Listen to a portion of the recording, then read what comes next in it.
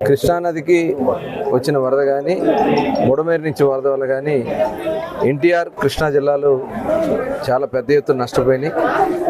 అటు విజయవాడ పట్టణం మునక గురితే ఇటు గతంలో ఎప్పుడు రానంత వరద కృష్ణానది ప్రకాశం బ్యారేజ్ నుంచి 11,50,000 దగ్గర మరి వరద నీటిని సముద్రంలో కొద్ది భాగంలో మరి ఇటు తోట్లవల్లూరు అలాగే పామర్ నియోజకవర్గం తోట్లవల్లూరులో కానీ మధ్యలో ఉన్నటువంటి పాముల లంక అలాగే తోడేళ్ళ దెబ్బ ఇలా అనేక లంకలు దాదాపు 7-8 లంకల గ్రామాలు అలాగే అవినిగడ్డ ప్రాంతంలో అనేక లంక గ్రామాలు కూడా వరదకి ముప్పుకి బారిన పడి వాళ్ళందరినీ కూడా పునరావాస కేంద్రాన్ని ఏర్పాటు చేసి క్యాంపులోకి తీసుకొచ్చి గత 5 రోజులుగా వాళ్ళని కంటికి రెప్పలాగా అటు అధికారులు కానీ స్థానిక శాసనసభ్యులు వాళ్ళ కుమార్ రాజా గారు కానీ వాళ్ళని వాళ్ళకి కావాల్సినటువంటి వసతులన్నీ కూడా కల్పిస్తూ ఉన్నారు.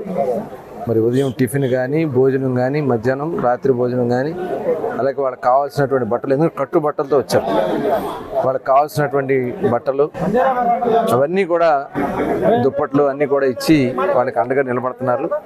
ఎందుకంటే ఇక్కడ పెద్ద ఎత్తున రైతులు కూడా నష్టపోయారు. ముఖ్యంగా వరి పంట రాష్ట్ర వ్యాప్తంగా పెద్ద ఎత్తున వరి పంటతో పాటు ఇక్కడ లంక గ్రామాల్లో తోట్లవల్లూరులో పసుపు, కంద, అరటి, మరి తమలపాకు ఇవన్నీ కూడా పెద్ద ఎత్తున కమర్షియల్ క్రాప్స్ వేసుకుంటారు. అవన్నీ కూడా వాణిజ్య పంటలన్నీ కూడా ఈ వర్షానికి నష్టపోతున్నారు. ఎందుకంటే ఖర్చు పెట్టారు.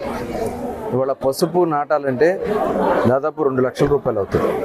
విత్తనం కానీ దాని మెయింటెనెన్స్ కానీ ఏదైనా కానీ దాదాపు 2 లక్షలు వాళ్ళు ఖర్చు పెట్టుకుని ఉన్నారు. అలాగే కంద దగ్గర 3 లక్షలు అవుతా అంటున్నారు. విత్తనం కానీ దానికి అయినటువంటి ఖర్చులు ఏదైనా కానీ దాదాపు 3 లక్షలు. తమలపాకు కూడా ఇంకా పెద్ద ఎత్తున పెద్ద లక్షల్లోనే ఉంటుందని చెప్పి పెట్టుబడులు పెట్టేసి ఉన్నారు. ఇవన్నీ కూడా పోయినాయి. ఎక్కువ కౌలు రైతులు కూడా ఇక్కడ ఉన్నారు. మా పరిస్థితి ఏంటని చెప్పి వాళ్ళందరూ కూడా దిగాలు చెందుతూ ఉన్నారు. అయితే ఇవాళ గౌరవ ముఖ్యమంత్రి గారి చొరవతో వ్యవసాయ శాఖ మంత్రులు కూడా కేంద్ర వ్యవసాయ శాఖ మంత్రులు కూడా రావడం జరిగింది. వారు కూడా మరి జరిగినటువంటి ఈ నష్టాన్ని అంచనా వేయటం జరుగుతుంది. ఎవరు కూడా ఆధారపడద్దని చెప్తా ఉన్నాం. దానికి కావాల్సినటువంటి ఎంత పంట నష్టం జరిగింది, ఎన్ని ఇళ్ళు నష్టపోయడం జరిగింది, ఎన్ని పశువులు నష్టం జరిగింది, టోటల్ అంతా కూడా అంచనా వేస్తారు. ప్రతి ఒక్కరికి కూడా నష్టపరిహారం ఇప్పించే బాధ్యత ఇవాళ ప్రభుత్వం అన్ని రకాలుగా కూడా తీసుకుంటుందని చెప్పి ఎవరు కూడా ఆధారపడద్దని చెప్తా ఉన్నాం. అట్లాగే ఇక్కడ పాముల లంకకి ఎప్పటి నుంచో కాజ్వే నిర్మాణానికి మరి అనేక ప్రయత్నాలు జరుగుతూ ఉన్నా అది అడుగు ముందుకు పడతలేదు. మాకు ఎమ్మెల్యే గారు కానీ మాకు ఇక్కడున్న పనిచేసే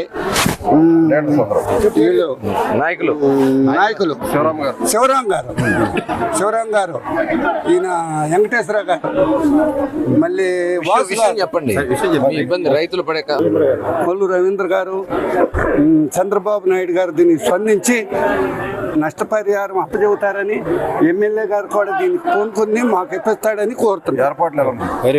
ఏర్పాట్లు నిర్మాణం బాగా చేశారు.